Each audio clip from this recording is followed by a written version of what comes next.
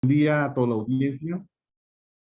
Estamos muy felices de estar otra vez en un sábado de ecografía pediátrica. Es un buen momento otra vez para isonar entre todo este grupo selecto. Y estamos en la compañía de Alfredo Carlos Rodríguez. Es un muy buen amigo de USPED Latinoamérica. Él es fundador, él es una persona que se encarga de hacer investigación, tiene una diplomatura de cardiología, le encanta la ecografía. En este momento se encuentra en Ecuador radicando, él es de Cuba y está con ustedes con el siguiente título: Respuesta fluidos ecoguiada en pediatría basada en la evidencia. Adelante, Alfredo, bienvenido a un sábado más de USPED.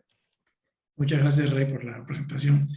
Gracias a ti, que eres un excelente también amigo acá en la búsqueda de conocimiento y la difusión de la ecografía multisistémica pediátrica. Y bueno, gracias a todos nuevamente por otro sábado acá con usted. Bueno, sin más preámbulo, vamos a comenzar con la charla. Como ya bien les dijo Rey, hoy hablaremos sobre respuesta fluida, específicamente más que ser una conferencia o una charla, o sea, metodológica de cómo aprender a hacer o sea, ecografía o respuesta fluida, que realmente es un tema del cual se ha hablado bastante. Vamos a indagar más bien sobre cuáles son aquellos aspectos o ítems o variables fundamentales a la hora de seguir la respuesta fluida, que es muy controversial. Vamos a basarnos principalmente en estudios puramente pediátricos, no estudios totalmente derivados de adultos, que siempre ha sido nuestro principal error como ecografistas pediátricos, como intensivistas pediátricos, como emergencistas,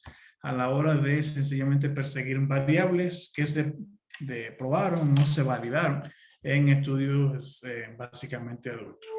Entonces, primeramente, bueno, acá están los disclosures de las cuestiones de las que habló realmente Rey, sobre mi persona. No hay ningún conflicto de interés a la hora de impartir esta conferencia, esta charla, todo lo contrario.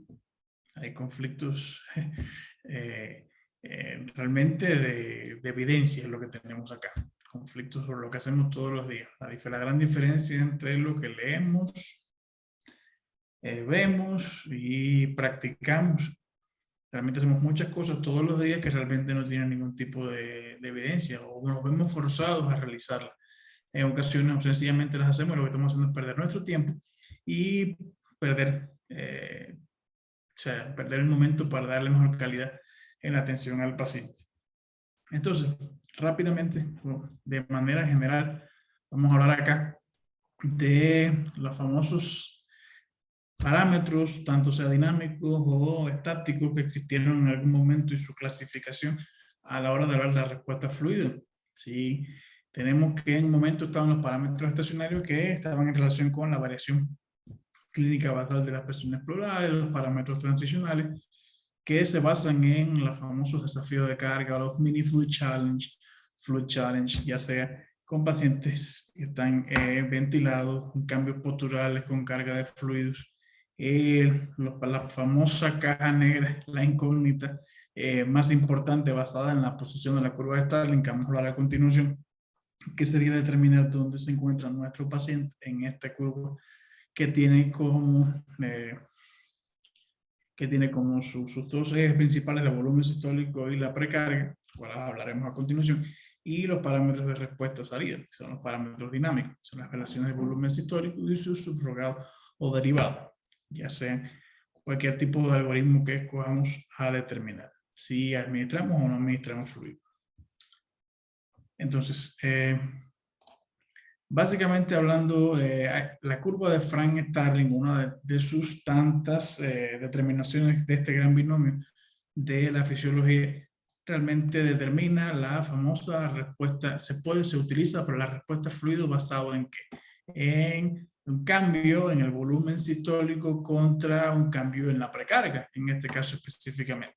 Tenemos la medicina, la de hoy en día, va a determinar en el caso específico la respuesta fluida después de tantos años de investigación, a determinar si realmente su paciente es respondedor o no a fluidos, en la base de si es precarga o no dependiente o precarga independiente. Entonces, ¿cómo sabemos esto realmente? Lo interesante sería saber realmente un método, o sea, esa es la base de cualquier metodología en la búsqueda de la respuesta fluida. Sería buscar un método que nos ayude a determinar dónde se encuentra nuestro paciente en esta curva. ¿Qué pasa? A veces nos llega un paciente que está chocado, o nos llega un paciente eh, que creemos por parámetros clínicos que siempre lo digo, son maravillosos, son interesantes, la clínica sigue siendo la madre de toda la medicina, pero parte de sus parámetros clínicos para la respuesta fluida son muy sensibles, excesivamente sensibles, pero poco específicos en ocasiones. Entonces, a veces basamos una serie en el caso de la pediatría específicamente, basamos una serie de criterios. Este chico está discretamente oligúrico, o este chico está discretamente hipotenso y o está hipotenso y hay que administrar fluido. Entonces, realmente ese paciente puede estar en la parte quizás baja de acá de la curva, donde realmente un aumento de precarga, o sea, una administración de fluido, se va a correlacionar con una respuesta de fluido y por consiguiente un aumento en el volumen latido. Pero su paciente puede estar en esta parte de la curva y usted no saberlo por cualquier cuestión. O sea, su paciente puede estar en el momento de la curva en que ella realmente comienza a hacer una meseta, y sería lo que conocemos como la fase de precarga independiente. O sea, el volumen latido de su paciente no va a mejorar a expensas de un momento de la precarga con una administración de fluido. Entonces, esta cuestión acá, ya prácticamente yo diría, si esto se popularizó 10, 15, 20 años, aunque Frank Starling lo hicieron hace muchísimos años atrás, pero al menos se popularizó para individualizar la respuesta fluido. Una cuestión de la cual hablar 20 o 30 años atrás era quizás un tabú. Lo mandaban a callar en su sala. Entonces, el objetivo es individualizar la terapia, realmente ver quién se beneficia y quién no se beneficia de fluido, quién es respondedor y quién es no respondedor a fluido. Entonces, realmente, utilizando esta base fisiológica que se empezaron a determinar por varios métodos, métodos invasivos, métodos no invasivos, etc. Las respuestas fluidas. Acá tenemos uno de los métodos que hablaremos a continuación, que yo lo coloqué encima para que vean, disculpen, la correlación que tiene un método ultrasonográfico adaptado a la respuesta de volumen latido, precarga dependiente e independiente en la curva de Frank Starling. Acá tenemos un paciente que es respondedor a fluidos. ¿Por qué? Porque está en la parte baja de la curva. O sea, es precarga dependiente. Usted aumenta la precarga de este paciente en ese momento y por consiguiente su volumen latido aumentará. Hay una relación ascendente en este caso. En este caso estamos hablando, tenemos una imagen aquí de la variación o la velocidad máxima de flujo aórtico, donde puedo notar que las velocidades son amplias. En el paciente respondedor las velocidades son un poco más discretas. En el paciente que es no respondedor, que está en la parte alta de la curva de Frank Starling, en la parte que es prácticamente meseta o lo que conocemos como fase de precarga independiente. A este paciente, por mucho fluido que usted le administre, su volumen latido no aumentará y por consiguiente su gasto cardíaco. Sí es cierto que los conceptos de gasto cardíaco, volumen latido, como objetivos o variables de persecución excesiva por los intensivistas, por los pediatras, etcétera, se ha convertido también en una discusión importante en los últimos 4 o 5 años, porque tampoco ser excesivamente implacable esa búsqueda de yo solo me voy a preocupar por gasto cardíaco y volumen latido, por gasto cardíaco y volumen latido. Eso también incurriría dentro de un tipo de iatrogenia o de sesgo mental, en el caso de concentrarse únicamente en un parámetro. No, el objetivo es que usted persiga estos parámetros de respuesta a fluido y utilice a la vez, si tienen parámetros clínicos a la hora de buscarlo, de correlacionarlo. O sea, es de perseguir. ¿Por qué no? ¿Por qué no monitorizar la respuesta a fluido por ecografía? ¿Por qué no buscar en este caso realmente si su paciente es precarga dependiente o precarga independiente, pero al mismo tiempo vigilar la diuresis, vigilar la higiene capilar, vigilar la tensión arterial media, vigilar la frecuencia cardíaca, que pueden ser parámetros poco específicos, pero usted los tiene todos en un mismo chart. Los tiene todos, los está persiguiendo a cada uno de estos parámetros para a la hora de realmente, porque puede haber un sesgo en su búsqueda. Nunca utilice excesivamente un solo método de búsqueda de nada. Una sola variable en la búsqueda de un objetivo hemodinámico lo puede llevar a la debacle. lo puede llevar a hacer realmente a cometer errores. Porque esa variable puede estar sesgada por las estrategias o las categorías de monitorización que utiliza. Entonces, en este caso, acá es como correlacionamos la curva de Frank Starling como con un método ultrasonográfico de respuesta a fluidos en el paciente pediátrico específicamente. Entonces, ese será nuestro objetivo, buscar quién es el paciente que realmente se beneficia de fluidos, se beneficiaría de fluidos y cuál paciente no se beneficiaría de fluidos. Ahora, realmente comienza todo por la pregunta, ¿su paciente realmente necesita fluidos? Esa es la cuestión principal. Usted lo lleva a hacerse este interrogante, lógicamente, una preocupación clínica.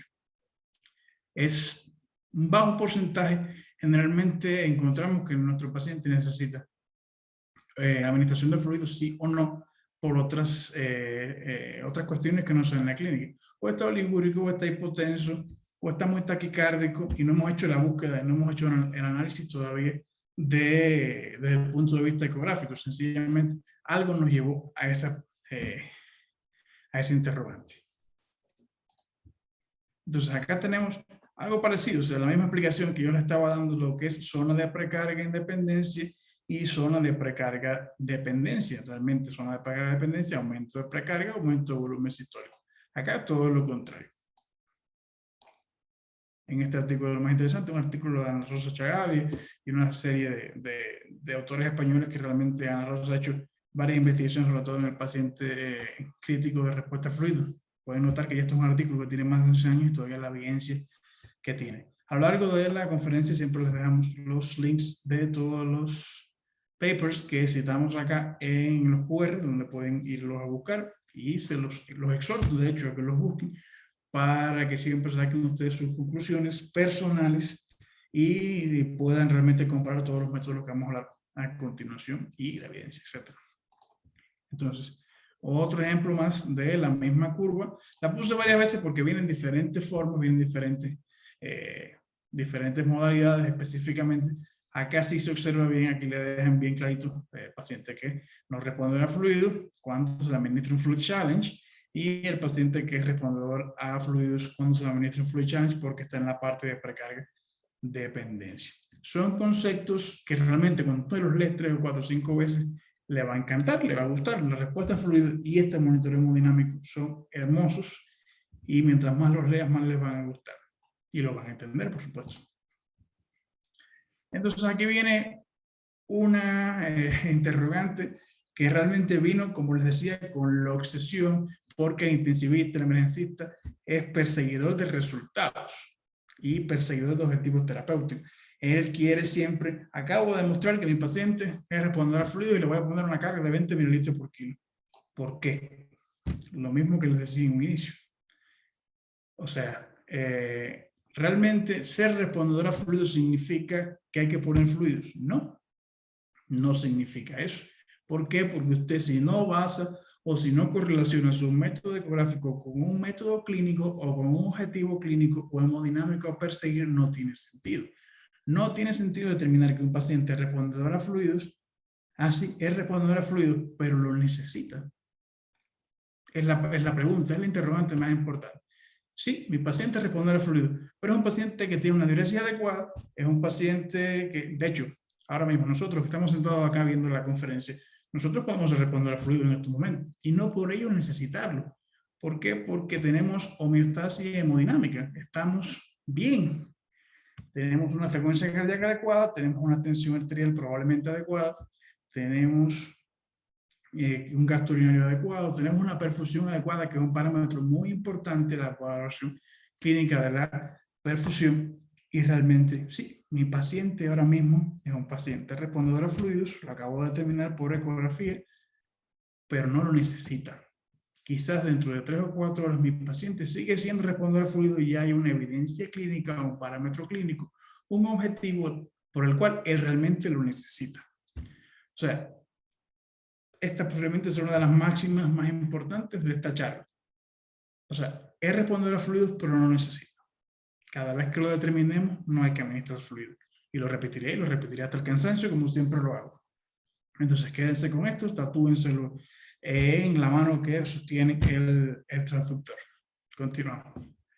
Entonces acá están los parámetros derivados de la ecocardiografía o la ecografía en este caso para la determinación de la respuesta a fluido que más evidencia o en algún momento tuvieron algún tipo de evidencia. Vamos a hablar después. Primero hablaremos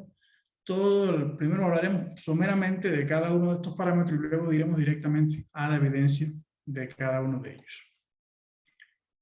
Entonces, la valoración subjetiva del tamaño de cavidad es muy interesante, muy aplicable al point of care ultrasound porque es rápido de llegar, determinar, así, mira, realmente puede necesitar un paciente que esté hiperdinámico con cavidades pequeñas y ese fue en primer grado la primera gran interrogante, la respuesta fue. O sea, con el eyeballing determinar, a veces determinamos función cardíaca, sí está bien, está deprimida, no está, porque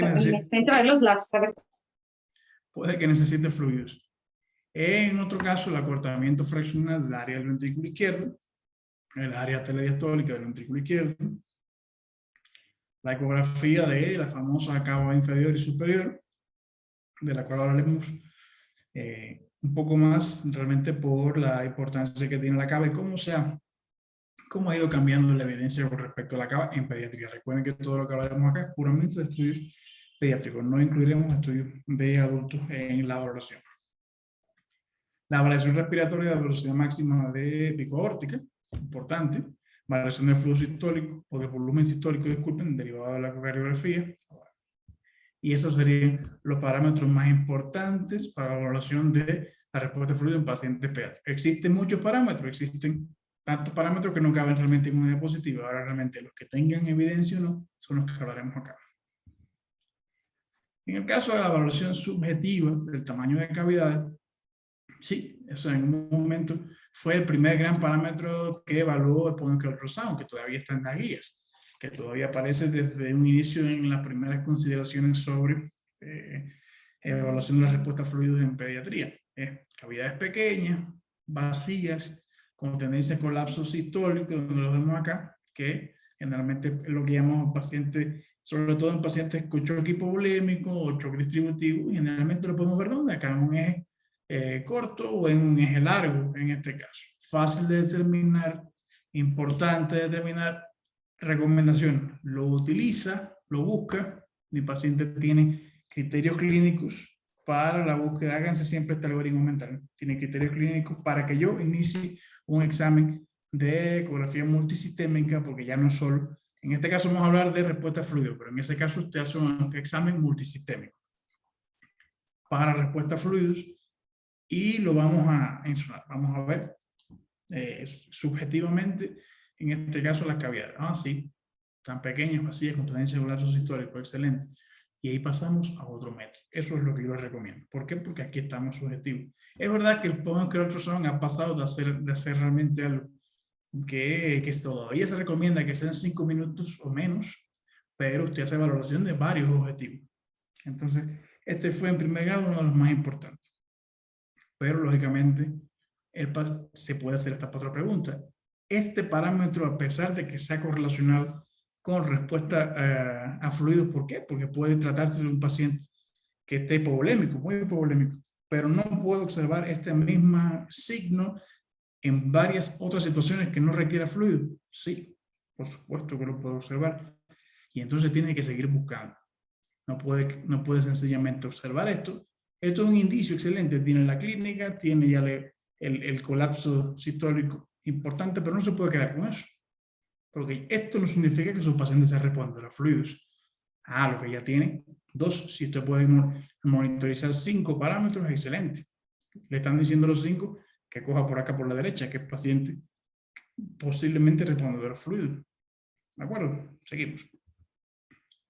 Otro ejemplo de lo que consideraríamos como un colapso sistólico importante, con unas cavidades pequeñas, que pudiera ser o no que el paciente necesite fluido. Todo esto en el escenario clínico adecuado. El área telediastólica del ventrículo izquierdo. Estamos adentrándonos quizás en algún tipo de monitoreo con eco que es un poquito más complejo. Alguien me dirá, pero es un poquito más complejo.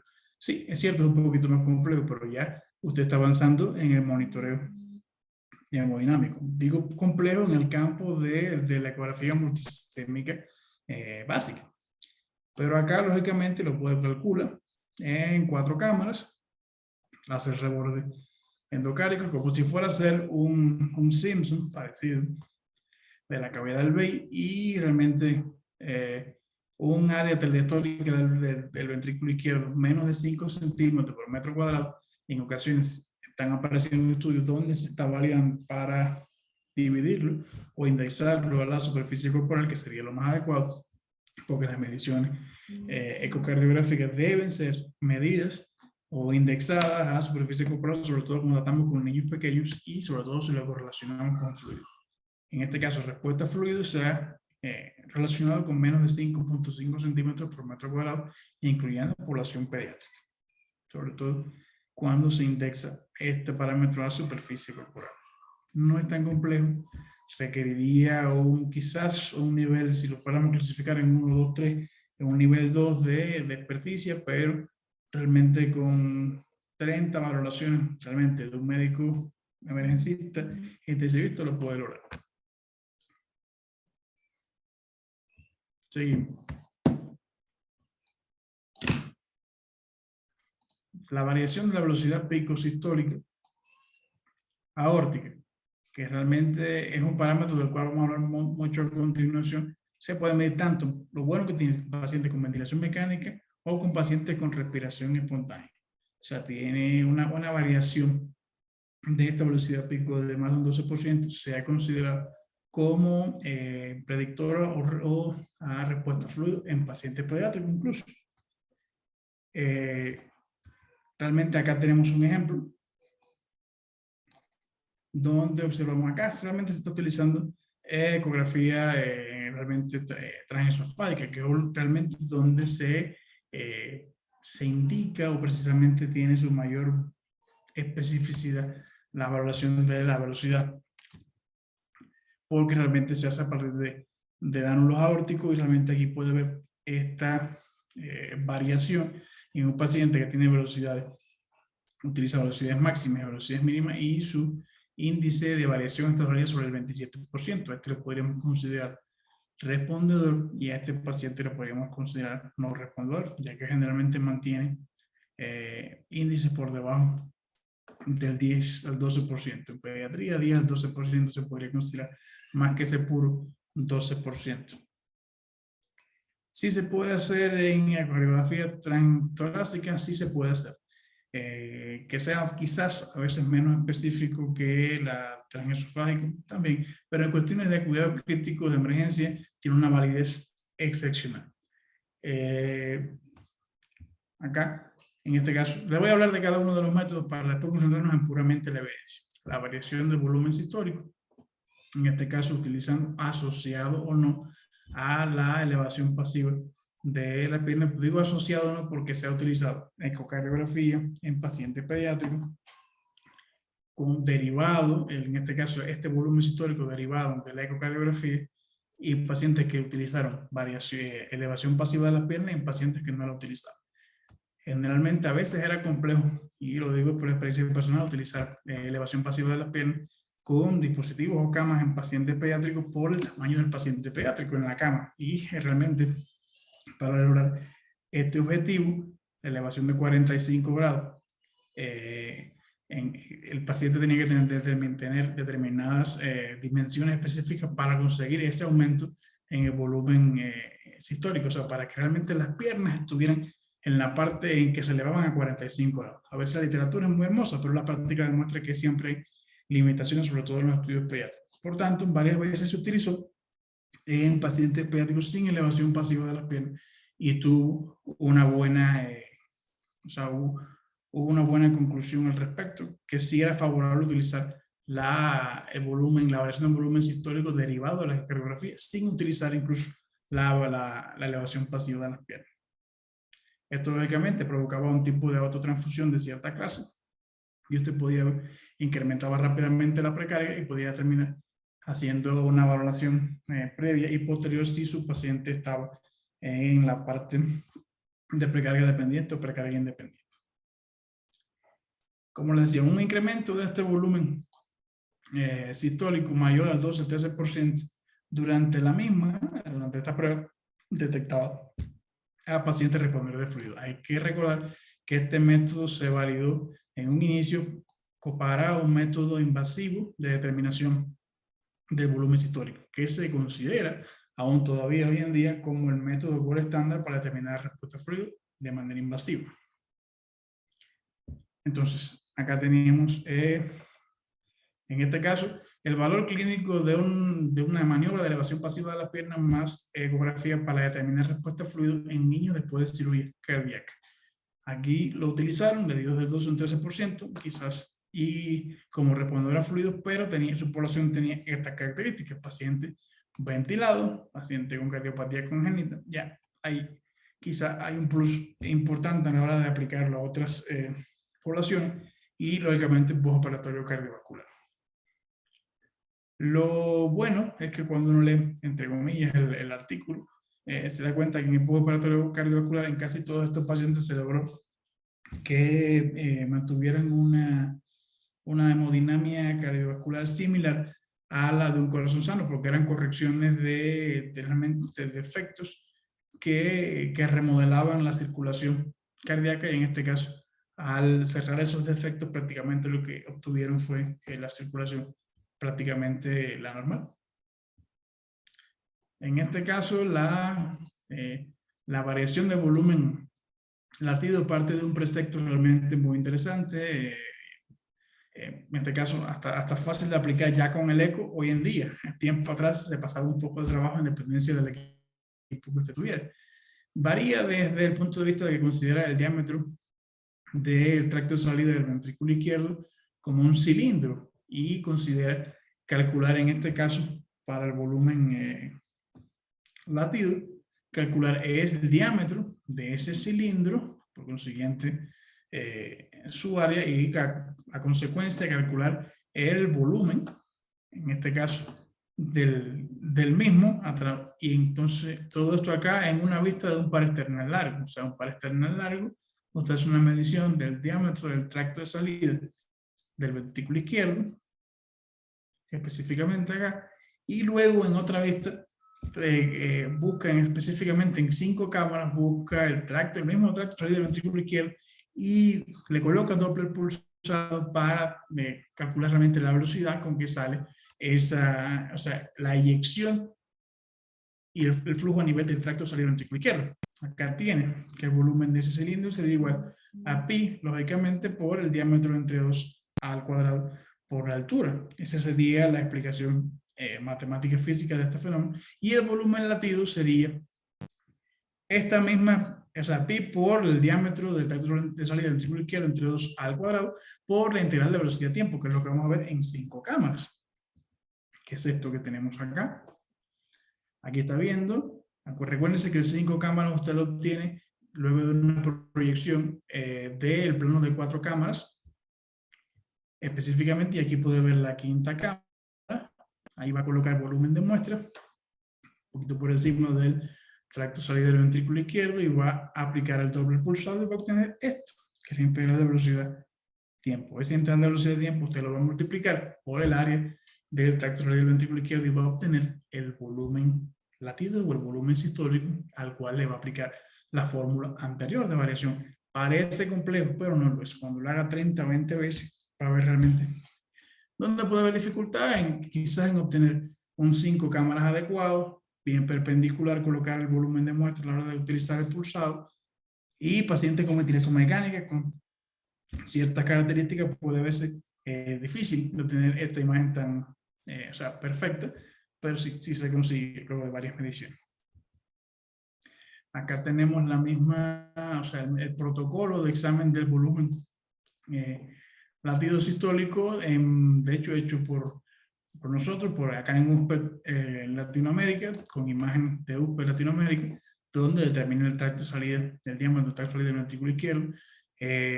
Generalmente recuerden que el ecógrafo lo puede calcular, ya en la nueva, hace ya 10 o 15 años que tienen integrado módulos de cardio que le permiten calcular de hecho el gasto cardíaco completo y el volumen latido completo, solo con ingresando las diferentes mediciones en diferentes vistas. Pero bueno, de manera, si no lo tiene, si lo que tiene es un Doppler quizás de unos añitos atrás, puede sencillamente hacer los cálculos. Aquí están los pasos. Ya aquí tiene la quinta cámara. Acá te está viendo el Doppler pulsado, pero no le colocamos color a veces para ver bien el flujo por el efecto sólido del ventrículo izquierdo. Esto es un paciente crítico, por eso a veces no tiene las imágenes maravillosas y perfectas de un paciente que sencillamente lo utilizan para la foto de una investigación, que siempre hay que buscar las mejores imágenes. Y acá tiene la integral de velocidad-tiempo del tracto sólido del ventrículo izquierdo. Una vez integre todos estos cálculos, va a tener la variación de volumen sistólico, máximo, mínimo, entre máximo más mínimo, y va a tener generalmente de 2 o 13% para considerar al paciente respondedor al fluido, asociado, no como les dije, a elevación pasiva de las piernas. El área fraccional del ventrículo izquierdo es otro método, pero que lo coloco acá porque sigue está estando entre los primeros 7 u 8 para considerar respuesta al fluido, pero en pediatría ha ido disminuyendo su especificidad y prácticamente ya no se usa mucho, pero acá lo tiene. El acortamiento fraccional con sus mediciones diastólica y sistólica y dividida lógicamente entre el área, entre el acortamiento diastólico fraccional para considerar si su paciente respondedor a fluidos o no. La colapsibilidad de vena cava superior, que se estudió mucho en adultos, se estudió, últimamente tiene mucha validez en pacientes neonatales, sobre todo de bajo peso, sobre todo porque puede la adquisición de imágenes, sobre todo en el paciente pequeño o delgado, y generalmente en adultos lo dieron sobre un 36%. Realmente en paciente pediátrico pequeño se ha validado sobre un 30 a un 35% la respuesta fluida utilizando esta fórmula de colapsibilidad de la vena cava superior. Entonces, acá tenemos la vena cava inferior, que a muchos les gusta, es la que más se ha determinado. Hay investigaciones que han determinado que es el parámetro más buscado para la respuesta al fluido en población pediátrica. Todo el mundo ya sabe casi prácticamente insonar cava y todos la buscan. Y la mitad de nosotros la malinterpretamos. Y la mitad de nosotros utilizamos esos datos mal interpretados para la toma de decisiones terapéuticas. Entonces acá, lo básico de BCI, máximo, mínimo, sus relaciones, ahora vamos a hablar a continuación. Los índices más validados, recuérdense que todavía no hemos caído en las evidencias.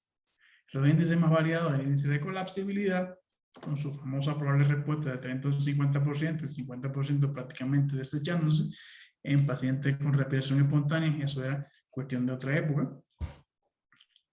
No es que el de 50 no tenga respuesta fluida, el de 50 tiene muy buena respuesta fluida, pero el de 30 la puede tener también, en un determinado contexto clínico.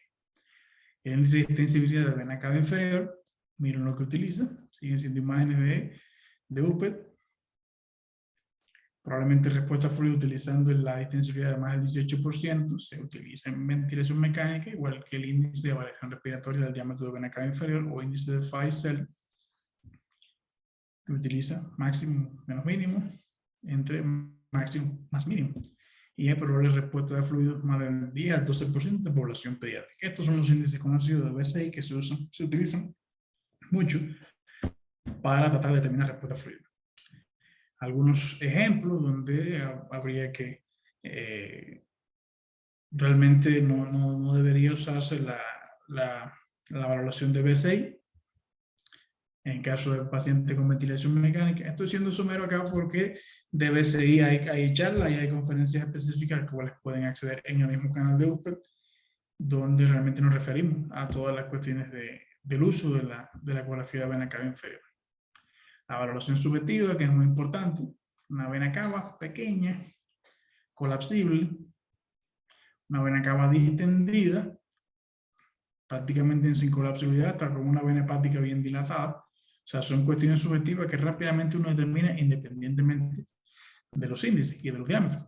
Usted está viendo. O sea, esa es la importancia de la evaluación subjetiva inicial. Está pequeña, colapsible, que bueno, está grande, dilatada, no se mueve, incluso con parámetros asequibles. Recuerden siempre utilizar los settings que colocamos en la diapositiva anterior a la hora de insonar vena cava inferior en pacientes con ventilación mecánica. Y tenemos esta maravilla. Digo esta maravilla.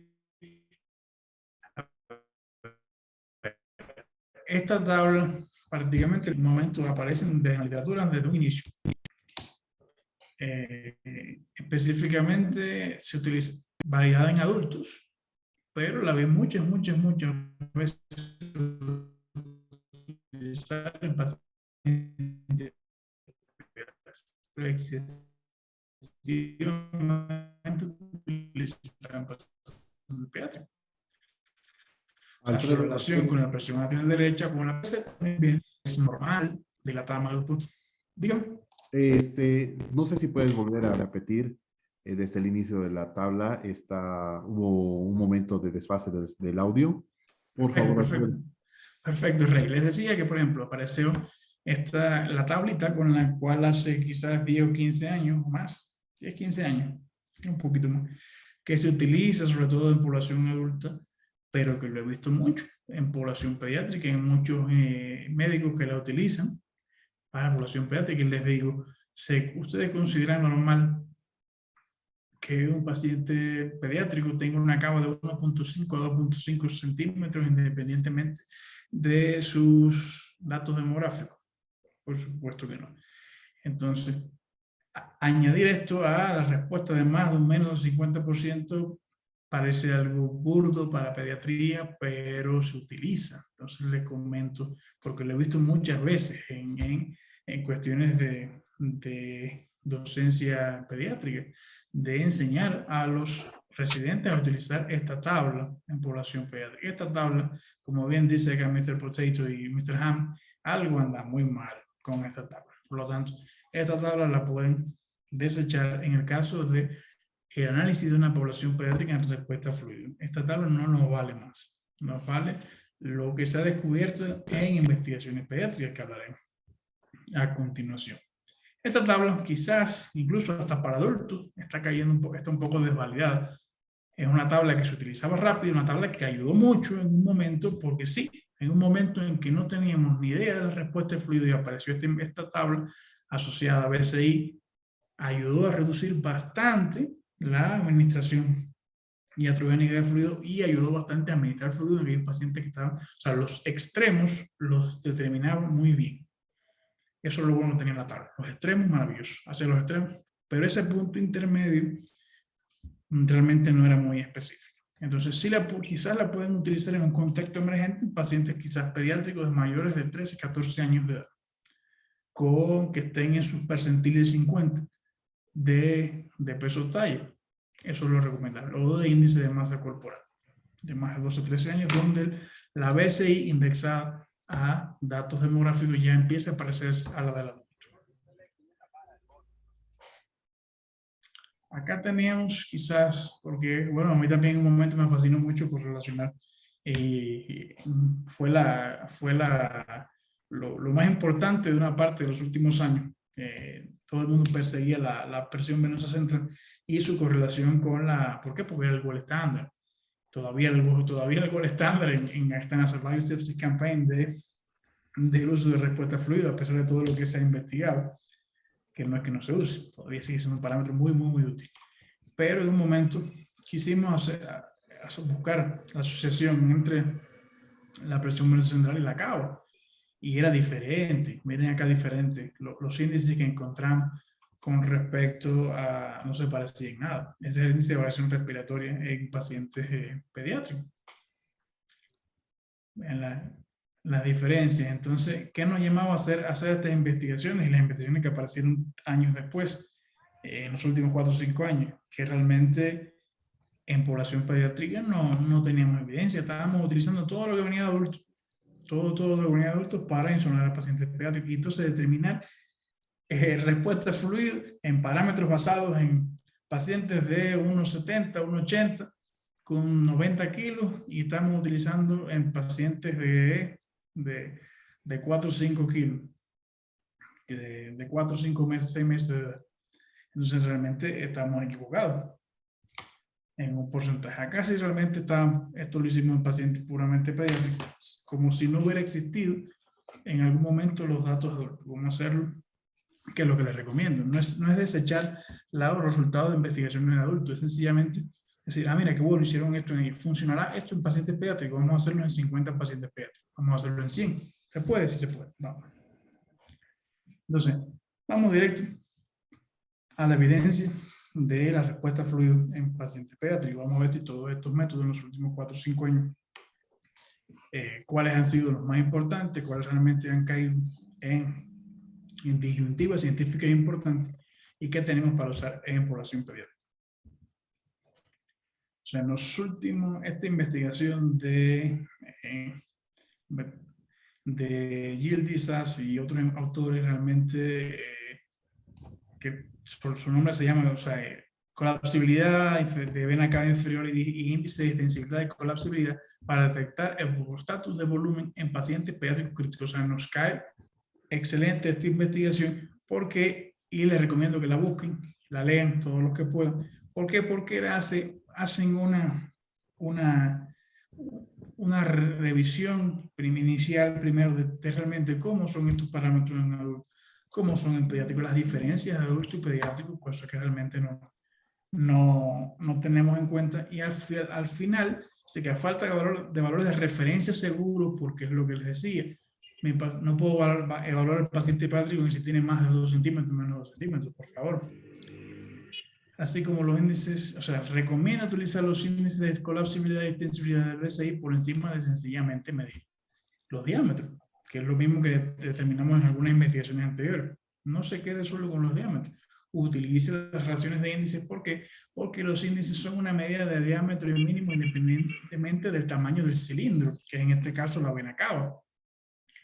No importa si la cava mide, o sea, de manera basal, la cava de su paciente pediátrico mide 2, 3, 4, 5 centímetros.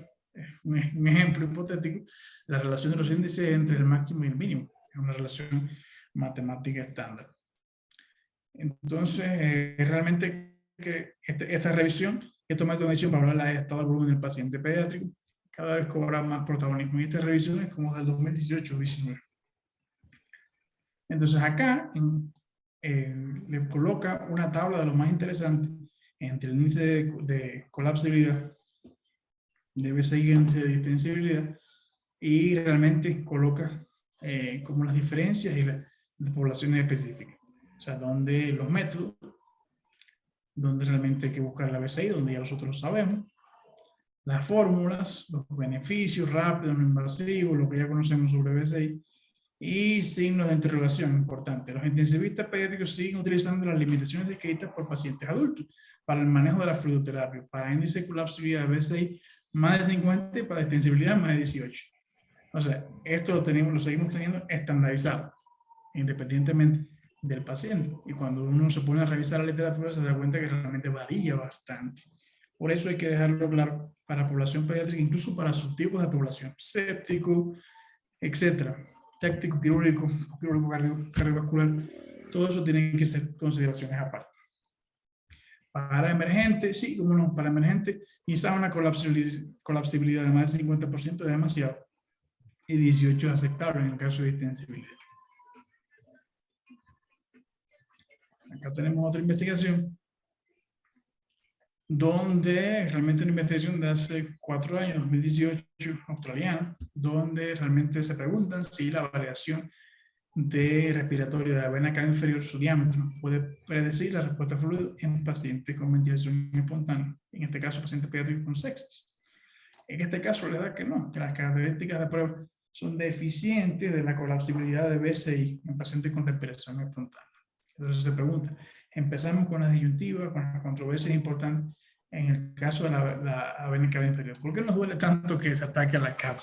Porque la cava realmente, se ataque no, se evidencia, porque realmente la cava es la que más utilizamos, quizás más fácil, es la más fácil de utilizar, más que los métodos de variación de volumen sistólico, de variación de flujo pico-órtico, es más fácil. Pero sí, la cava, la principal deficiencia que tiene es que a veces la utilizamos en diferentes poblaciones mal. Hacemos las mediciones mal, utilizamos sus índices sus porcentajes más. Y entonces eso hace que, lógicamente, la respuesta fluida sea demasiado variada, la terapéutica es consecuente. En este caso, coloco esta imagen de esta investigación, de este estudio, porque ellos realmente una cuestión que se preguntó unos días atrás acá en USPED, si realmente en la cava las mediciones que hacían en pediatría eran de 2 centímetros más después del acto de hecho, como se utiliza en adultos, y lógicamente era algo controversial. En esta investigación ellos utilizan 1 centímetro caudal a la vena hepática. Y al menos lo interesante es que validan este método de observación para su estudio, y esto me parece muy interesante, que a veces realmente no se describe o realmente hacemos mediciones indistintas, porque las he visto varias veces, mediciones indistintas de la vena cava acá, de la vena cava aquí. Entonces la vena cava tiene un efecto cilíndrico importante. No es lo mismo cortarla acá en el medio que cortarla en el borde.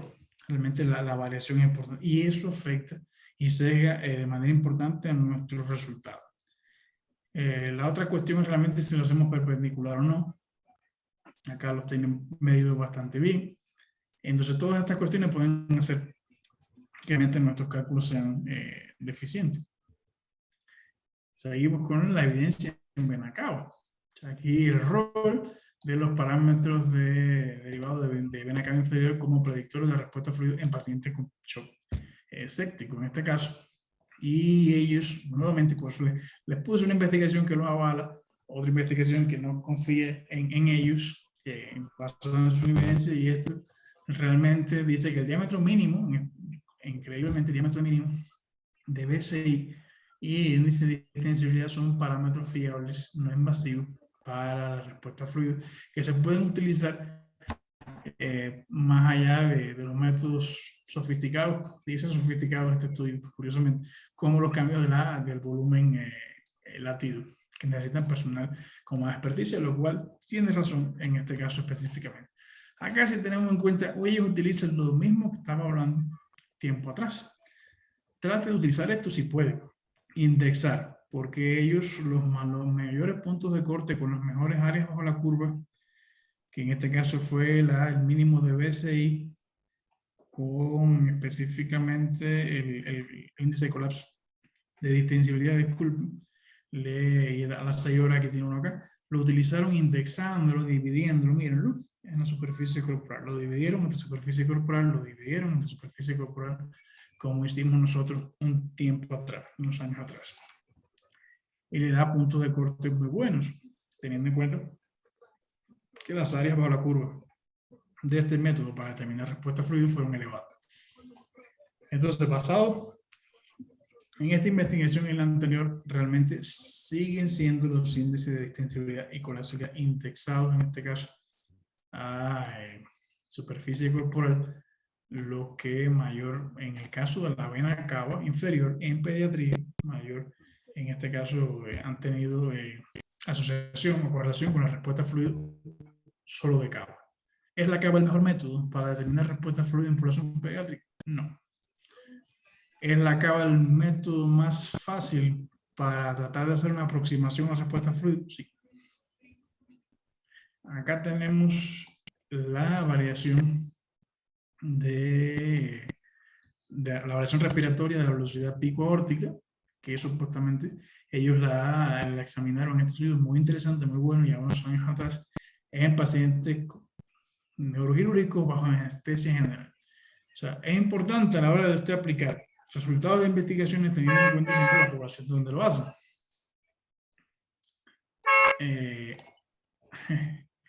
Específicamente acá vamos a ver cómo lo utilizaron. Miren, acá hicieron la determinación de la velocidad máxima, lo hicieron en una ecografía, en este caso, transtorácica,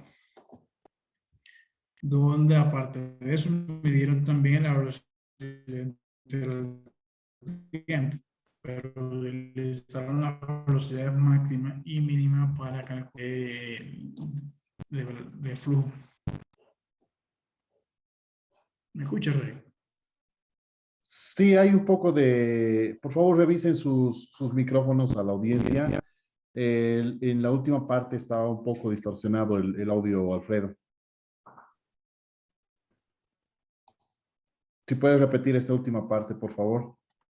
Sí, entonces les decía que en esta investigación sobre la presión pico sistólica aórtica, ellos acá midieron, aparte de la velocidad máxima y mínima que lo hicieron en ecocardiografía transtorácica, hicieron la velocidad entre el tiempo, entre la velocidad del tiempo, disculpe, pero en población neuroquirúrgica pediátrica y con anestesia general, o sea, ventilado.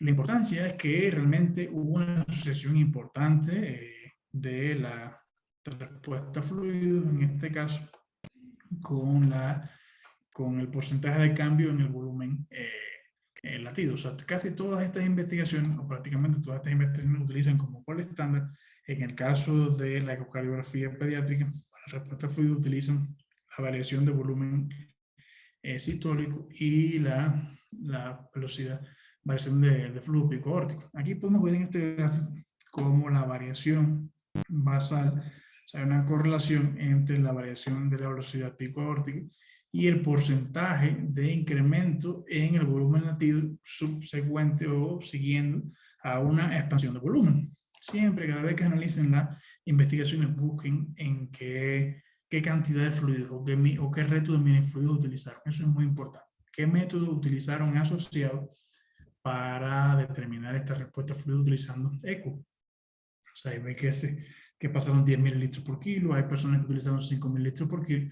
pero la persecución es correlacional con una variación del volumen sistólico de más de un 15% o de un 15%, que se sigue considerando como que su paciente es respondedor. O sea, usted hace las mediciones y las correlaciona con él. O sencillamente hace en este cálculo la ecuación de variación de volumen de velocidad pico aórtica y lo correlaciona con su volumen latido. Si va a hacer una investigación, si no lo toma, como habíamos hablado, un 12 o un 13%, para ver si realmente su paciente responde. En esta otra investigación muy buena, muy interesante, estos chicos hacen una revisión sistemática bestial. ¿Por qué digo bestial? Porque realmente toman en cuenta parámetros estáticos, parámetros dinámicos, parámetros derivados de eco, parámetros clínicos, etc. O sea, casi toman prácticamente todas las variables que asocian, clínicas, invasivas, no invasivas, para determinar respuesta fluida y terminan con una conclusión muy interesante, muy importante, que es que la variación respiratoria en la velocidad máxima del flujo sanguíneo aórtico, el pico aórtico, estamos hablando anteriormente, fue la única variable que demostró que realmente parecía respuesta a líquidos, a fluidos en niños. Y acá las tienen. Hicieron colapsibilidad de vena cava, hicieron asociado a elevación pasiva de las piernas, e hicieron velocidad, variación de velocidad pico en este caso. Incluso hicieron utilizaron la integral de velocidad-tiempo, la variación también sola, aislada, y les dio realmente, bueno, hicieron no, porque realmente esto es una revisión sistemática con prácticamente un metaanálisis incluido de varias investigaciones, donde la variable más importante, más significativa, más específica para determinar respuesta fluida fue esta determinación. O sea, las estáticas, lógicamente, no predijeron la capacidad de respuesta fluida, lo cual ellos evidencian que se parece mucho a lo encontrado en adultos. La dinámica, bueno, basada en presión arterial, tampoco predijeron respuesta fluida. Sí, o sea, otras variables dinámicas como los índices de variabilidad platismográfica tampoco fueron concluyentes, aunque sí en otras investigaciones la variabilidad platismográfica asociada a la determinación del flujo pico máximo, variabilidad del flujo aórtico, fue el parámetro más específico. Acá tenemos otro ejemplo, en este caso de ecocardiografía transesofágica, donde se lo ve un poco mejor. Realmente los valores en este caso, de velocidad aórtica máxima, mínima, que son los valores que usted tomaría para incluir en la ecuación, acá los tiene también, máximo y mínimo, miren las diferencias, miren la gran variabilidad, miren la poca variabilidad.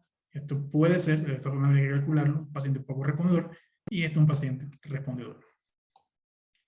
Los valores de corte, como les decía, para predecir respuesta fluida variaron en estos estudios entre un 7 y un 20%, con puntos de corte para la velocidad, la variabilidad de flujo pico aórtico de un 12%, pediatría de un 2, un 13%. Ahí andan las investigaciones y los metaanálisis, al menos en los metaanálisis más grandes, ¿no?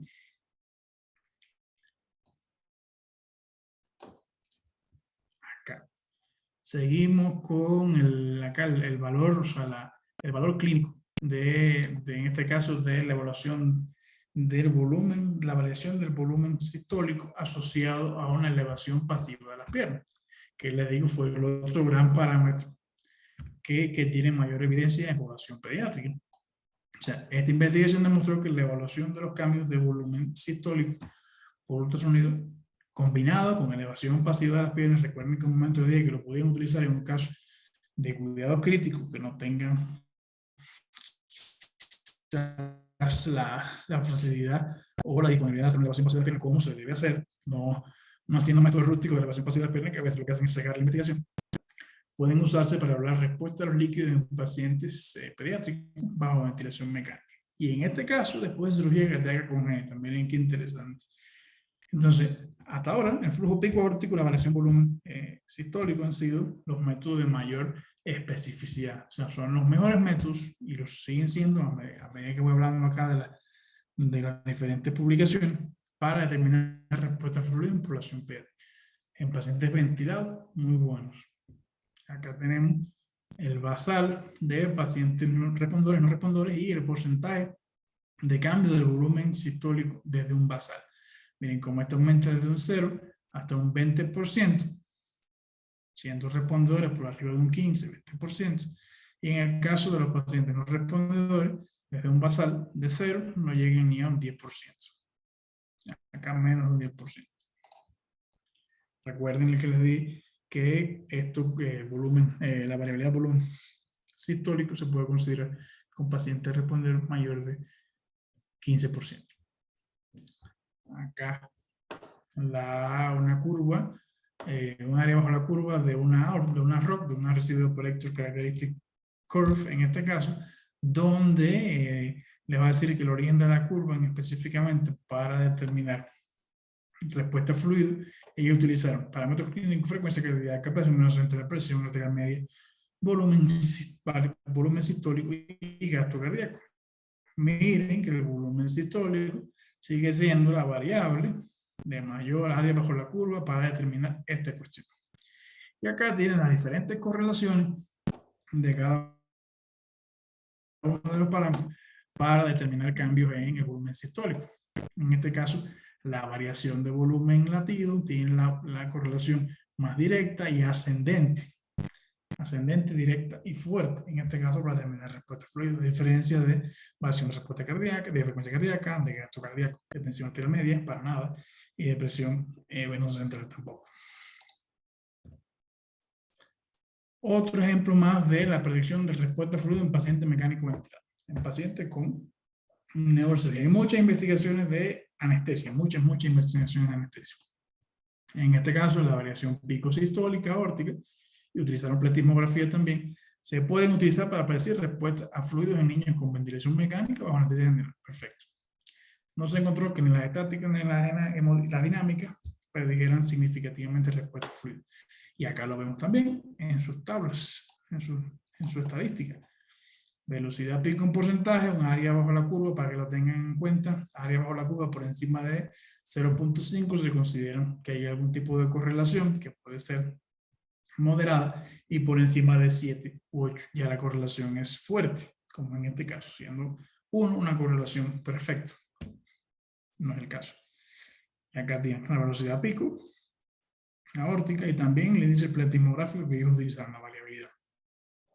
Pero miren cómo el parámetro ecográfico determina respuesta fluida en esta corte específicamente. Y acá los voy a dejar con un parámetro interesante que no he hablado prácticamente de él, ni está tan difundido, lo he visto en varias ocasiones. Realmente nunca lo he utilizado, lo tengo que decir así, lo he evaluado como parte del Doppler transcranial extendido, pero nunca lo he utilizado para la respuesta fluida.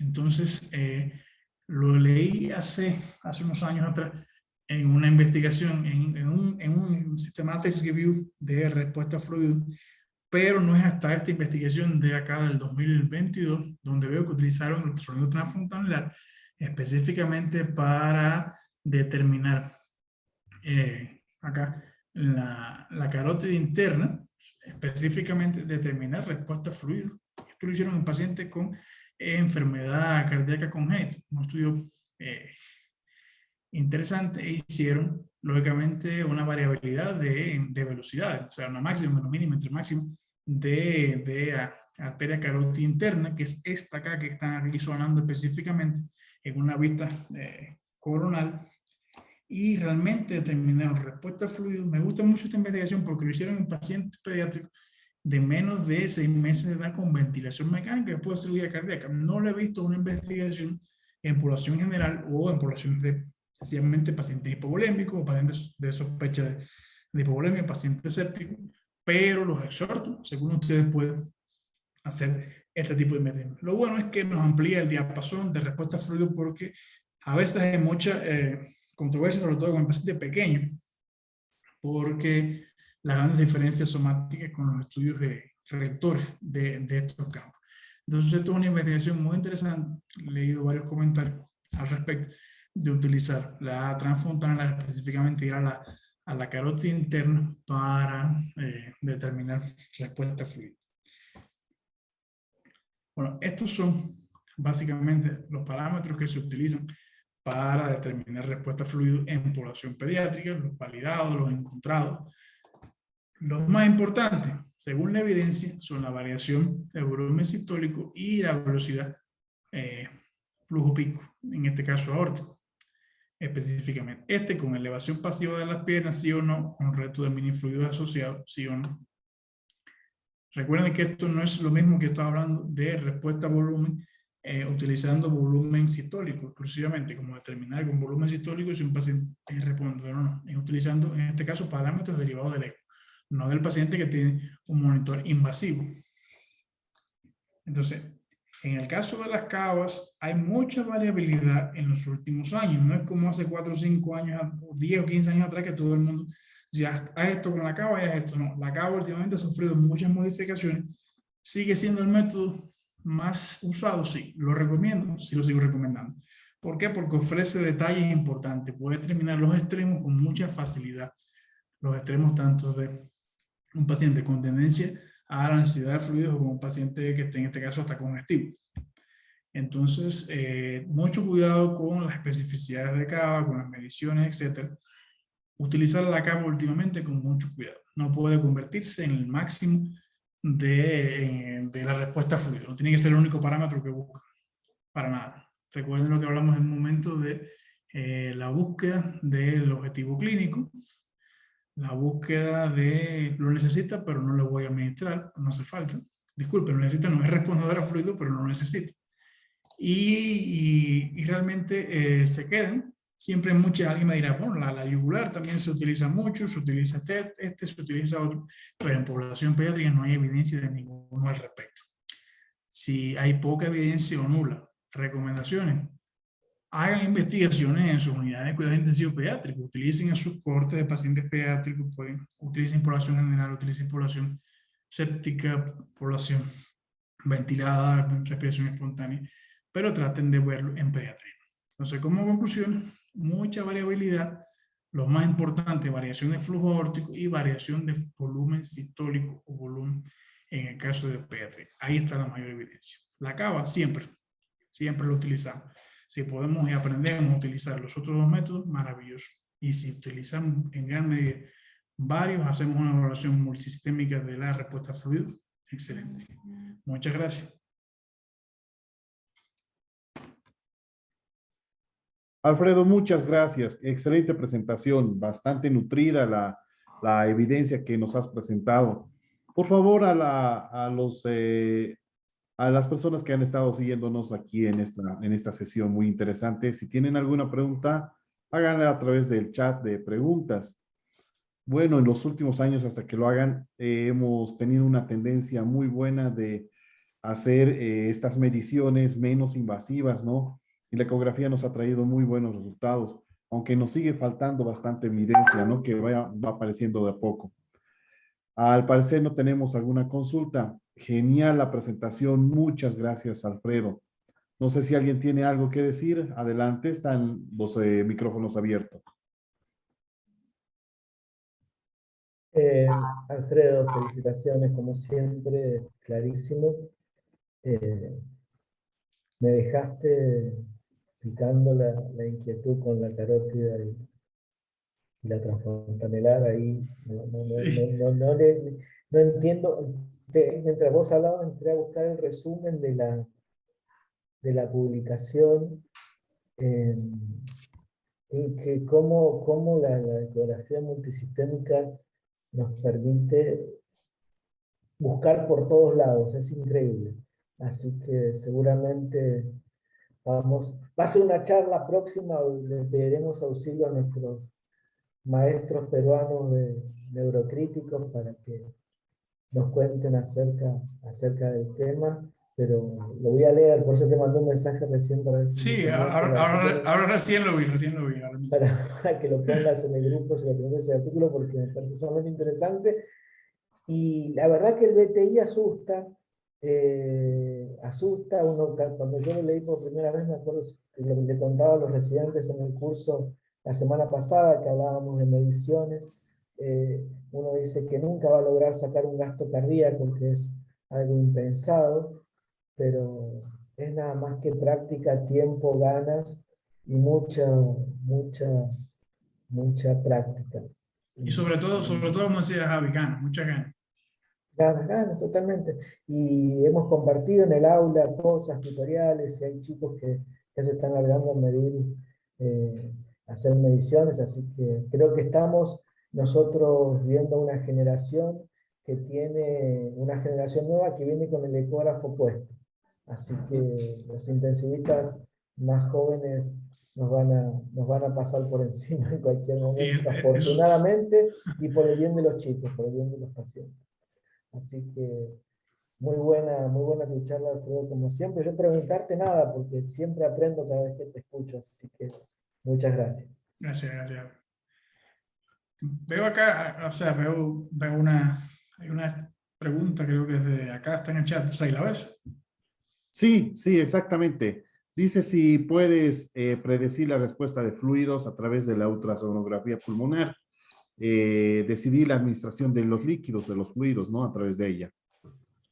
Ahora, la importancia de la ecografía pulmonar, o sea, la pulmonar tiene que estar, por eso le decía que uno se aproxima al paciente de manera multisistémica, ¿no? O sea, la ecografía pulmonar como tal no es una cuestión de que esté validado o no, o sea, para determinar respuesta a fluidos, o sea, no es un parámetro exclusivo de respuesta a fluidos, sí es un parámetro importante de determinar realmente la parte izquierda de la circulación. En este caso, usted puede determinar, si bien la parte derecha se puede examinar lo que es el tema de congestión con el Venous Access Ultrasound, con el Bexus, por ejemplo, para determinar congestión más que tolerancia o respuesta a fluido, el pulmonar es prácticamente obligatorio a la hora de respuesta a fluido. ¿Por qué? Por lo mismo que estamos hablando. No determina si su paciente es respondedor o no volumen, no es lo mismo. No determina respuesta a volumen, pero sí determina cómo su paciente puede gestionar o no el fluido ante una determinada o preexistente condición que puede ser cardiovascular. Usted acaba de determinar que su paciente, por cualquiera de estos métodos, es respondedor a fluidos, pero cuando analiza el pulmón, ve que su paciente, porque un paciente puede estar respondedor a fluidos y en este caso ya comenzar a tener líquido intersticial pulmonar o tener un déficit respiratorio, ¿por qué no? Él puede ser respondedor a fluido y tener líquido a nivel de intersticial. Y ahí usted dice, la misma pregunta que vemos hace un ratito. Es respondedor a fluido, pero este chico tiene una enfermedad intersticial pulmonar o tiene un comienzo de un déficit respiratorio. Por lo tanto, puede que si hay un parámetro clínico que fue la administración de fluidos, entonces hay que hacerlo con mucho cuidado. Si depende tanto de los fluidos. Si no, a usar pequeñas cargas, en este caso, pero sí, el ultrasonido pulmonar sí es esencial para la administración de fluidos, sí, para determinar respuesta a fluidos, no es lo mismo. Entonces sí, es parte del protocolo. ¿Cómo? Bueno, creo que con esto damos por finalizar la sesión del día de hoy. Agradecidos otra vez, Alfredo. Gracias, Javier, y gracias a todos los que han estado con nosotros. Que tengan un buen sábado. Gracias a Edgar también que había ahí en el chat un comentario. Sí, muy buena la charla, por supuesto que cabe destacar la diferencia de ser respondedores a fluidos versus si los que quieren o sí se los puede manejar y destruir. Ya los ha mencionado los intensivistas de los adultos que tienen los índices de valoración, así como los subrogados, que hacen hincapié en los que existen problemas semánticos que radican, hay dos mensajes más, que radican en el término respondedor de los líquidos, diferente a otros términos, que es lo puedes recibir, así como los que mencionaste. Está súper bien, excelente charla. Y los otros dos mensajes es muchas gracias y excelente charla de David que está con nosotros también. Gracias a todos. Tengan un buen día. Muchas gracias a todos. Muchas gracias, Rey. Muchas gracias. Tengan buen fin de semana.